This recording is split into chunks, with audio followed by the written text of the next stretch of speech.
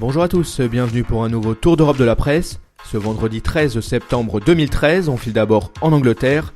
Selon le journal The Sun, Samuel Eto'o a fait savoir qu'il ne pensait pas jouer un jour sous les ordres de José Mourinho.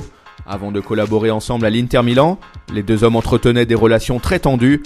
Aujourd'hui, le Camerounais savoure vraiment le fait de retrouver le coach portugais à Chelsea. D'après The Times, le futur d'Arsène Wenger pourrait dépendre du rendement de sa recrue phare Mesut Özil et de ses coéquipiers cette saison. Si les Gunners ne remportent pas un titre après lequel ils courent depuis 2005, alors le technicien français pourrait rendre son tablier à l'issue de son contrat en juin prochain. On fait un détour en France, avec l'équipe qui publie une interview de José Anigo. Le directeur sportif de l'OM est revenu sur la mort tragique de son fils qui a été tué à Marseille. Il est prêt à mener un combat pour enrayer cette vague de violence. Par ailleurs, il a fait savoir qu'il n'est ni un voyou ni un voleur, contrairement à l'idée que certains se font de lui. Caviar l'Italie, le Corriere dello Sport nous apprend que Francesco Totti est en passe de prolonger son contrat à l'AS Rome jusqu'en juin 2015 ou 2016. Visiblement, l'attaquant expérimenté devrait toucher un salaire annuel d'environ 3,2 millions d'euros.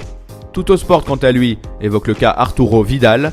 Pendant un entretien, le milieu chilien a laissé entendre qu'il aimerait bien prolonger son contrat à la Juventus Turin. Il se sent comme à la maison chez la vieille dame. Allez, on se dirige vers l'Espagne. Marca met en avant le fait qu'il pourrait y avoir un sacré embouteillage sur l'aile gauche au Real Madrid. En effet, Cristiano Ronaldo voudrait jouer à ce poste à tout prix cette saison. Du coup, la recrue phare des Merengues, Gareth Bale, pourrait être alignée dans le couloir droit par Carlo Ancelotti. Dixit le journal El Mundo Deportivo. Le Real Madrid a déboursé plus d'1 milliard d'euros pour se renforcer depuis que l'ère Florentino Pérez a débuté. Le chiffre exact est de 1082 millions d'euros. Bien entendu, les transferts de Bale, Cristiano Ronaldo, Kaká, Zidane, Figo ou encore du Brésilien Ronaldo ont fait gonfler la note. Pour sa part, le journal Sport table sur le fait que le FC Barcelone pourrait recruter Fernando Llorente. L'attaquant espagnol n'arrive pas à s'imposer à la Juventus. L'ancien joueur de l'Athletic Bilbao est dans l'ombre de Mirko Vucinic et de Carlos Tevez. Voilà, c'est tout pour aujourd'hui.